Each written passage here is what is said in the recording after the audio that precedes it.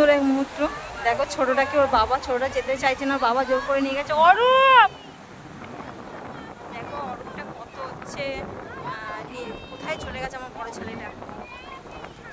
আর ছোটটা হচ্ছে একটু জল দেখে ভয় পায়, যার জন্য বাবার কোলে উঠে গিয়েছে। এখানে দেখো বুজবুজ বুজবুজ করে কি উঠে যাচ্ছে। এখানে এরকম হতে হতে দেখছি স্টার ফিশগুলো কিন্তু বেরোচ্ছে।